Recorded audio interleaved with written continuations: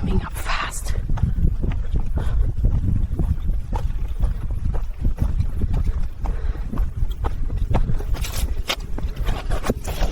The screen shakes slightly as the camera pivots toward the cliff's edge. Wind rattles through the microphone, carrying only fragments of her breath and the distant crunch of approaching footsteps. Then a whisper, barely audible. Someone's coming up fast. A few seconds later, a blurred figure appears in the corner of the frame, sprinting uphill on a narrow mountain trail. The video ends mid-motion. No goodbye, no explanation, just static. That was the last anyone ever heard from 28-year-old Lauren Cole. What began as a solo hiking trip across the volcanic ridges of Madeira quickly unraveled into one of the most chilling modern mysteries tied to the island's treacherous interior. Lauren, an experienced traveler from Chicago, had spent the week exploring cloud-level trails and sending cheerful updates to her family. Voice notes, short videos, selfies, all shared through WhatsApp like digital breadcrumbs. Then came the final message, a panoramic sweep of cliffs dissolving into mist and a sudden shift in her tone. Urgency, fear, a figure that doesn't belong. Her parents first replayed the video looking for signs of injury or accident, but the longer they watched, the more disturbing it became. Why had Lauren whispered instead of calling out? Why had she stopped filming just as the person came closer? And most unsettling of all, who was the figure that appeared behind her? Authorities launched an extensive ground and aerial search within 24 hours, but not a single trace of Lauren has been found. No clothing, no gear, not even a broken phone. Only the WhatsApp video remains, time-stamped, geotagged, and preserved by her sister, who received it just minutes before Lauren vanished from all networks. To this day, experts debate what the footage actually shows. Locals whisper about hidden paths and weather traps known only to seasoned guides. Others point to recent crimes against tourists in remote areas. But none of the theories explain everything. None offer a complete answer to what happened in those final seconds before the screen went dark. This is the story of a disappearance captured in real time.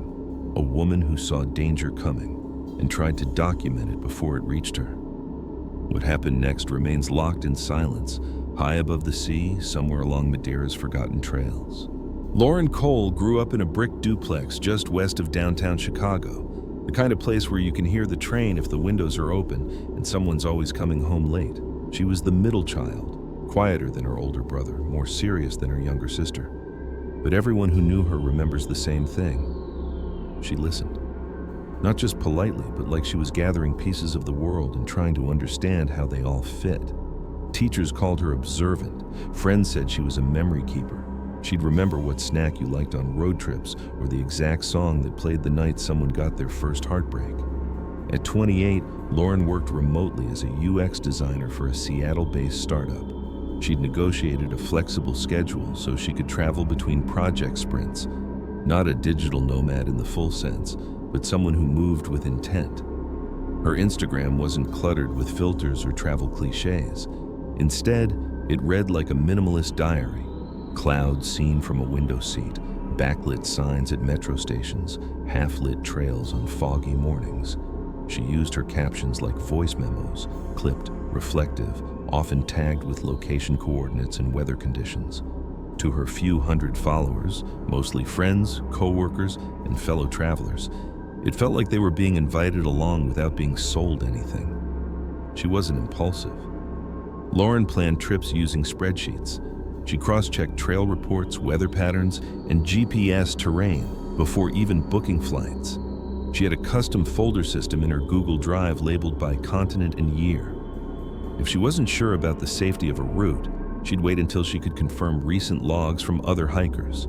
She always shared her live location with her sister Melissa before heading into areas with weak cell coverage. In Lauren's world, preparation wasn't a backup plan. It was the baseline. Still, she had a restlessness. Not the kind you run from, but the kind you chase. Her mom, Diane, remembers the moment Lauren first mentioned wanting to hike Madeira. She sent me this photo of a ridgeline above the clouds and said, "I think that's what I want my birthday to feel like." The trip was meant to be a gift to herself, a late summer solo challenge before the holidays pulled everyone back into routines. Just her, a rented cottage in Funchal, and the trails she'd mapped for weeks. She had no known enemies, no debts, no mental health red flags. She didn't drink heavily or go off-grid without notice. She was the kind of person who texted "made it" within minutes of landing. Her last FaceTime call with Melissa, recorded just 4 days before she vanished, shows her laughing about almost missing her bus transfer. Not panicked, not withdrawn, just tired and sunburnt and ready for the next hike. After she disappeared, her family gave authorities access to her private cloud. Inside were meticulous notes, voice recordings, gear checklists, meal prep plans, even PDF exports of emergency contacts in Portuguese. Investigators later said it was one of the most thoroughly documented solo travel plans they'd ever seen. And that's what makes it all so hard to reconcile. How someone so careful, so methodical, could just vanish. Not because she got lost, not because she took a risk she hadn't calculated, but because something interrupted the script. Because something, or someone, found her before she had the chance to respond. Lauren's background doesn't offer any obvious motive. No double life, no secret relationships, just a woman who knew how to move through unfamiliar places with confidence, until one of those places stopped letting her leave. Lauren booked her flight to Portugal 3 months in advance, round trip from Chicago O'Hare to Cristiano Ronaldo Madeira International Airport with a short layover in Lisbon. Her itinerary was split into 2 phases, 3 days in Funchal to adjust to the time zone, followed by a 6-day hiking circuit through the central and northern parts of the island. She avoided tourist-heavy loops. Instead, she focused on high-altitude trails near Pico Ruivo and the lesser-known routes threading through Laura Silva Forest. Areas famous for knife-edge ridgelines, sudden weather shifts, and stunning cloud inversions. She documented the entire prep process. Her packing list was typed out, color-coded by priority, and shared with her sister. Lightweight merino layers, jet boil stove, emergency bivvy, satellite beacon. She even laminated a backup set of printed trail maps and tucked them into a resealable bag with a Sharpie and whistle. Her primary device was an unlocked iPhone 13 with European SIM and dual battery pack. WhatsApp was her main communication line, chosen for its reliability in weak signal zones and ability to send compressed media quickly. Each morning, Lauren would send Melissa her plan for the day, route name, estimated hiking time, and when she expected to reconnect. It was usually within a 90-minute window of her estimate. On the morning of September 17th, she sent a text at 6:04 a.m. local time. Starting early, PR1 to Ruivo via Arriero should be back by 3 unless I loop north. The PR1 is Madeira's most iconic trail, cutting across volcanic peaks with sheer drops on both sides. The elevation gain is intense, but the views, if the clouds cooperate, are legendary. The first part of the hike went as expected. At 9:12 a.m., Lauren shared a 23-second video on her Instagram story, a time-lapse of clouds folding over jagged peaks, captioned, "Feels like walking on a spine." Her voice is heard briefly at the end, marveling at how the wind changes pitch between outcroppings. Melissa received 2 WhatsApp updates that morning, one at 10:17 a.m., showing a sunrise over a stone staircase, and another at 12:41 p.m., a quick voice note where Lauren says she might extend her route to explore a smaller detour she'd read about in a trail forum. "If I have signal, I'll ping you before 4, otherwise back by dinner." But 4 p.m. came and went. Then 5, no message, no read receipts. At first, Melissa assumed Lauren had dipped into a dead zone. The signal on that side of the island was notoriously spotty, but by 6:30 she sent a double text. "You back? All good?" Nothing. At 6:47 p.m. she tried calling, straight to voicemail. The final video arrived at 6:11 p.m. local time. It was never posted publicly. It went directly to Melissa. A 38-second WhatsApp video titled simply "North Split." In it, Lauren stands just off trail on a narrow bluff. The clouds are thicker now, gray with a yellow tint from the setting sun. She pans the camera slowly. The path forks slightly uphill. Her voice is low. The trail split sooner than the map said. Doesn't match GPS. Someone's coming up fast. A blur enters the bottom left corner of the frame, a figure running, before the video cuts. There's no follow-up. Later analysis of the clip revealed embedded coordinates placing her approximately 2.3 kilometers northeast of the Ruivo shelter, an area reachable only by narrow ledges and unmarked side trails. It was an unconventional spot to pause for a video. Even stranger, the path she shows doesn't appear on official hiking maps or GPS overlays. That clip was the last confirmed contact. When Melissa replayed it an hour later, she assumed it was a bad connection, but by morning, that assumption had collapsed into something much worse. When Lauren didn't check in that evening, Melissa tried not to panic. It wasn't the first time Lauren had gone quiet after a hike. Signal loss was common in the highlands of Madeira, and Lauren had once taken an extra 2 hours to return from a trail in Utah because she got caught photographing a sunset. But this felt different. The final video, the whispered voice, the sudden cut. It left Melissa with a pressure she couldn't shake. By 9:00 p.m. Portugal time, Melissa called Lauren's phone again, still straight to voicemail. She texted 3 more times. Nothing. At 9:23, she called the cottage where Lauren had been staying. No answer. Then she messaged the host directly via Airbnb, asking if Lauren had returned that day. The host, a retired schoolteacher named Sophia, replied at 10:12 p.m. No sign of her. Was expecting her for tea. Should I call police? Melissa told her yes. At 10:36 p.m., local authorities logged the first missing person report. It was processed by the Polícia de Segurança Pública, PSP, which oversees urban areas, and relayed within an hour to the GNR, the Guarda Nacional Republicana, who handles wilderness cases. By 6:00 a.m. the next morning, search and rescue teams from Santana had mobilized. But the delay, nearly 12 hours between Lauren's last known location and the beginning of the official search, had already created a gap. Weather conditions worsened overnight. Low-lying fog blanketed the ridges and wind gusts exceeded 40 mph in some exposed areas. By the time rangers reached the PR1 route that morning, visibility was reduced to under 100 feet. The trail split Lauren had mentioned in her final message wasn't marked on any official park registry, which complicated the search grid. Some volunteers questioned whether the path even existed or if she had wandered off course.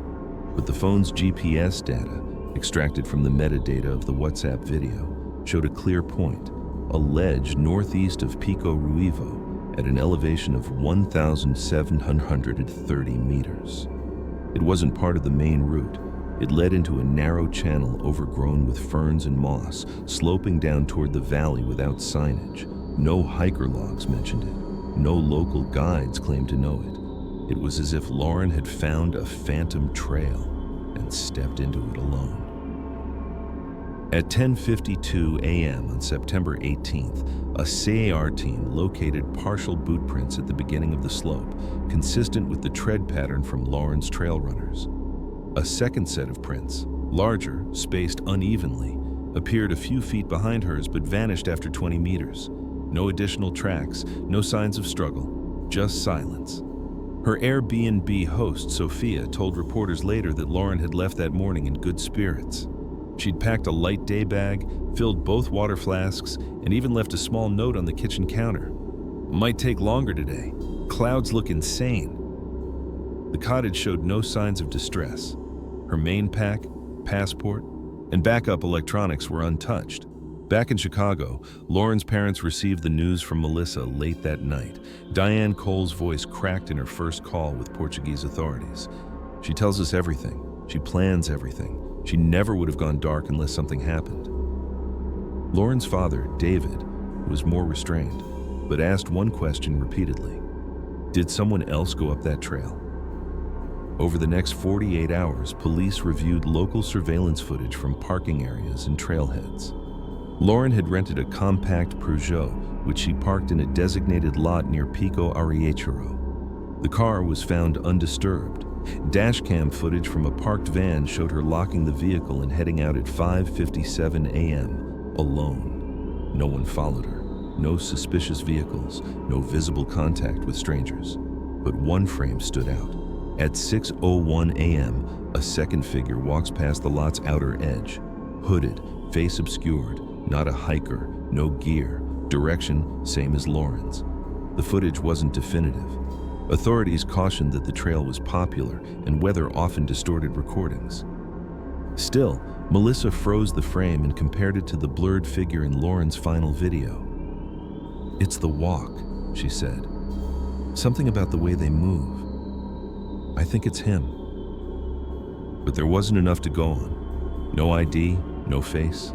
And with no body, no witness, and no trace beyond that one cliffside, Lauren's case entered a liminal space, open, active, but stalling. Search operations began at dawn on September 19, 2023, with 2 ranger-led teams sweeping the section of PR1 where Lauren's phone last pinged. The trail was narrow but well-traveled, bordered by steep rock walls and sudden drop-offs that vanished into mist.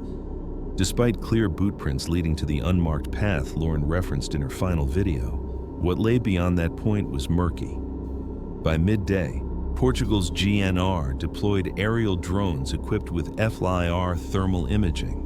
Visibility was poor. Highland winds scattered cloud cover without fully clearing it. But the drones captured footage of an odd depression in the landscape, a shadowed cleft just below the GPS mark from Lauren's video. A ground team rappelled into it by late afternoon. The space was shallow, about 4 meters across, filled with slick stone and dense vegetation. There were no signs of a fall, no broken gear, no drag marks. Just a single black carabiner clipped to a vine, the same model Lauren had attached to her waist strap, according to photos she'd sent earlier in the week. Authorities flagged the site and began extending their search grid in concentric sweeps. Over the next 3 days, the team grew to over 40 people. Local volunteers, GNR units, certified SAR dogs, and even a few visiting hikers who had followed Lauren's trip on Instagram. Still, no scent trail, no dropped items, no disturbed brush that could suggest a direction of travel. Rangers described the area as dead space, terrain that gave nothing back. Melissa and David Cole arrived in Madeira on the 4th day. Diane stayed behind, coordinating media outreach and managing Lauren's social accounts. Melissa brought Lauren's medical records, digital backups, and location logs. With them was a private investigator the family had hired back in Chicago, a former FBI tech consultant named Craig Denning. He quickly focused on Lauren's phone data. Using metadata from the WhatsApp backup, Denning confirmed that Lauren's last video had been recorded at 6:11 p.m., matching the timestamp Melissa had received. But something strange emerged, a missing fragment. The video had originally been over 50 seconds long, but only 38 seconds had been delivered. A forensic audit found no evidence of network failure. It was as if the file had been manually trimmed before being sent. This was the first break, not a solution, but a contradiction. Lauren wouldn't have edited a video during a moment of fear.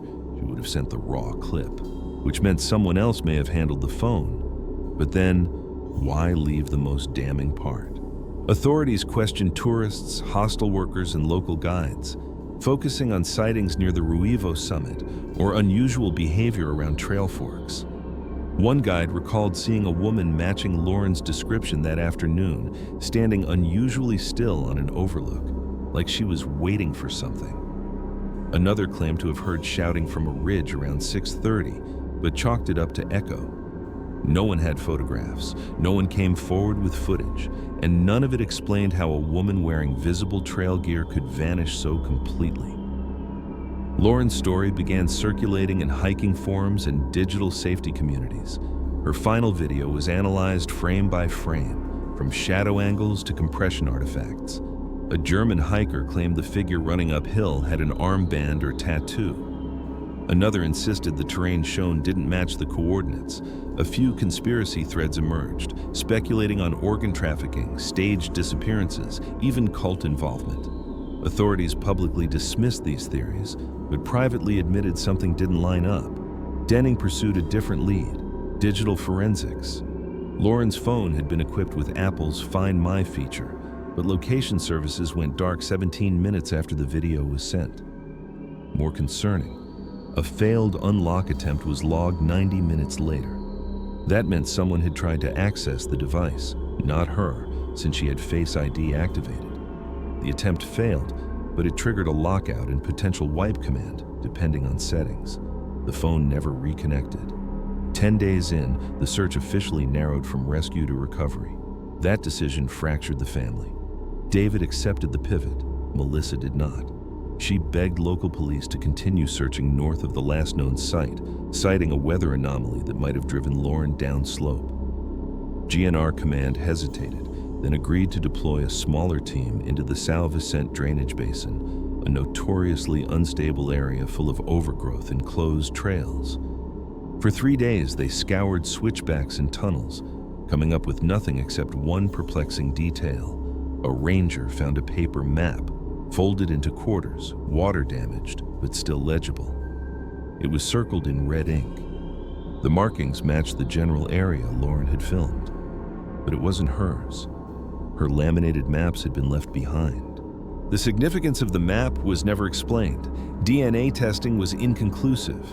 No prints, no traceable source. Just another question, placed almost too perfectly, like bait. Back in Chicago, Diane launched a campaign using Lauren's voice notes as emotional outreach. "You can hear the tone shift," she said in interviews. "There's joy in the early ones, then tension, and in the last one, it's like she already knew something was wrong." By the 3-week mark, authorities scaled back active efforts. The terrain was too unstable, leads had dried up, the phone remained missing.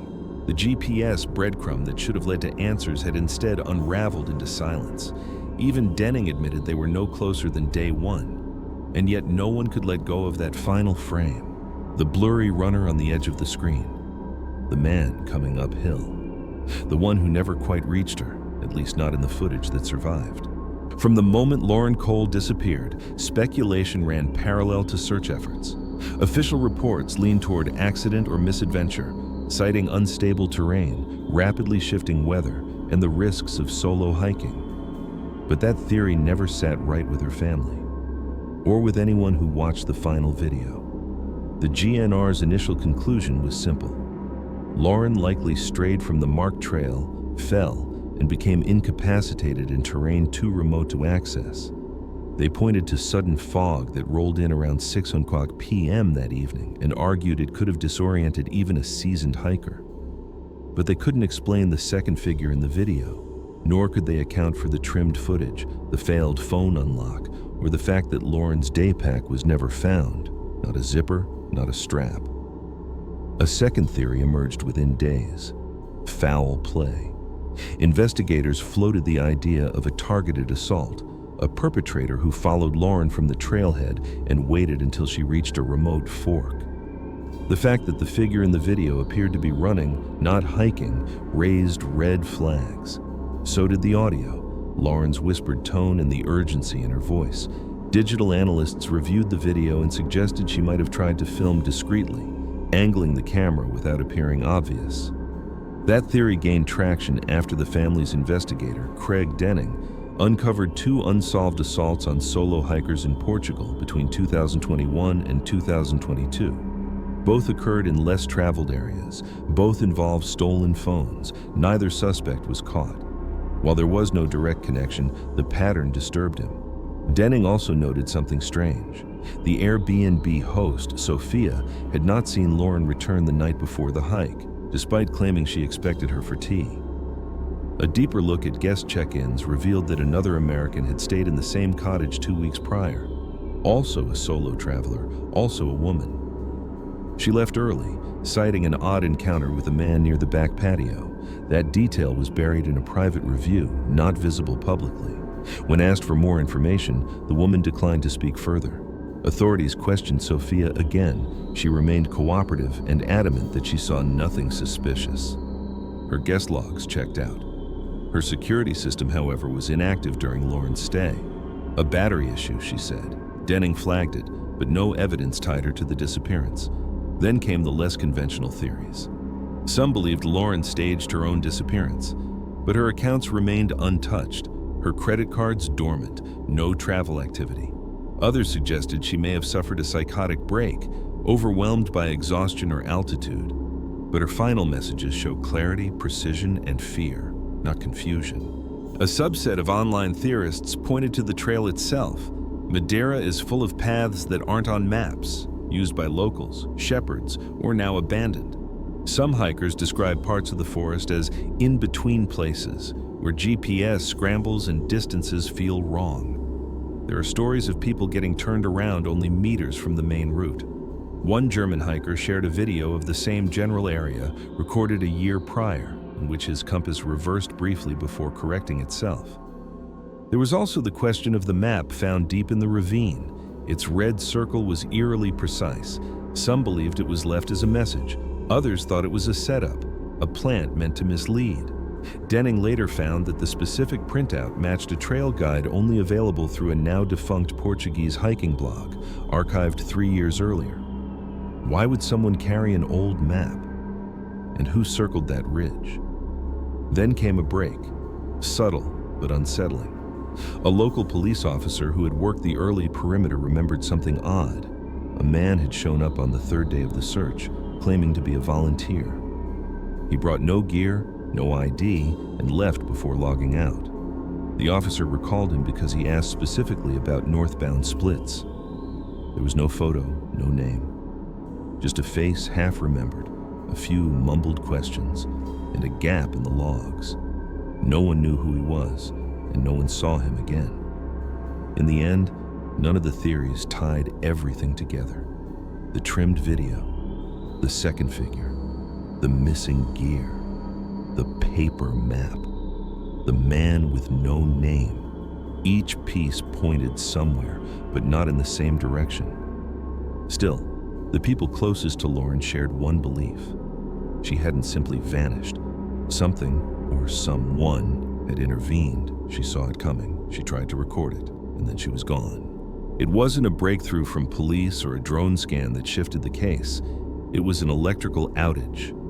7 months after Lauren disappeared, a fierce Atlantic storm struck Madeira's north coast, flooding lowland tunnels and knocking out power across São Vicente.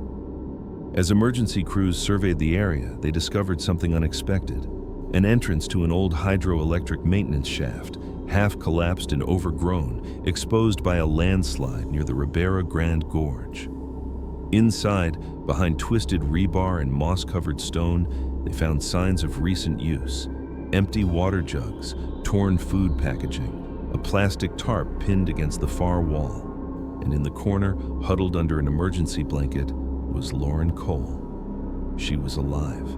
Emaciated, dehydrated, and nearly nonverbal, Lauren had been held in that tunnel for weeks, then moved. She later told medical staff she was kept in a second location, deeper into the interior, but didn't know how to describe it. She remembered darkness, animal sounds, someone watching her while pretending not to. He never spoke much. When he did, it wasn't English. She couldn't tell how long she'd been with him, only that he had taken her phone early and made her record the last video twice. The original clip had been longer. The figure had approached, waved one hand, then stepped out of frame. Lauren whispered his presence because she'd been told to act surprised. She didn't know he had already edited it. The man was caught 3 days later, trying to board a ferry to mainland Portugal using a stolen identification card. He was local, mid-40s, a former municipal worker dismissed over a series of psychological evaluations. He had no known history of violence, but his cabin, hidden in a forested gulch near Boaventura, contained disturbing evidence: photos of tourists, scraps of fabric, and a second phone filled with location screenshots and offline trail maps. Investigators found Lauren's missing gear, her pack, her water bottle, even her laminated maps clean and dry, all stored neatly. What authorities never clarified was why. There was no ransom demand, no clear motive, no digital contact. He didn't know Lauren personally, nor did he leave any notes. When questioned, he simply said, "She noticed me too early." Lauren spent 2 months in medical recovery before returning to Chicago. Her public statements have been limited. In a single interview, she said, "I kept counting sounds, birds, water drips, his footsteps. That's how I knew it was morning or night. That's how I knew I wasn't gone." Doctors noted signs of trauma, but no lasting physical injury. She carries faint scars from restraints. She wakes easily now. Sudden sounds startle her, but she remembers everything. What remains most unsettling isn't just that she was taken, it's that she was monitored. Her movements studied, her route anticipated. And when the moment came, it didn't happen in a rush of chaos, but with quiet, deliberate control. The final WhatsApp video, edited to disorient rather than warn, was meant to erase her trail. But he made a mistake. He sent it. That misstep, that 38-second clip, became the only thread connecting Lauren to the outside world. It's the only reason anyone kept looking. The arrest of João Ferraz made headlines across Europe, not because he was a known criminal, but because he wasn't. No prior charges, no digital footprint suggesting obsession or predation. He lived alone in a modest cabin outside Boaventura, collected government disability, and occasionally worked under-the-table maintenance jobs. In police interviews, he offered no confession, no reasoning. When asked why he targeted Lauren, he paused, then muttered, "She was far from home." Charges were filed within a week: aggravated kidnapping, unlawful detention, and multiple counts of obstruction related to falsifying digital evidence. But the legal process stalled. João was ruled mentally unfit to stand trial pending psychiatric evaluation. As of this writing, he remains in a secure hospital facility outside Lisbon. The Portuguese Justice Ministry has not offered a timeline for reassessment. In Chicago, Lauren Cole is recovering quietly. She declined media appearances, deleted her public Instagram, and transferred her work responsibilities to a consulting role. Friends say she keeps her phone on silent now, but still carries it everywhere. She rarely speaks about the tunnel, or the man, or the strange stretch of time when the world moved on without her. Her family has been more vocal. Diane Cole launched a nonprofit for solo traveler safety, focused on real-time location sharing and international rescue response standards. Melissa works part-time for the organization, managing encrypted communication tools that allow travelers to signal distress even in low-bandwidth zones. They named it North Split, a reference only those close to the case fully understand. Back in Madeira, tourism authorities faced backlash for failing to flag unlisted trails and slow interagency response.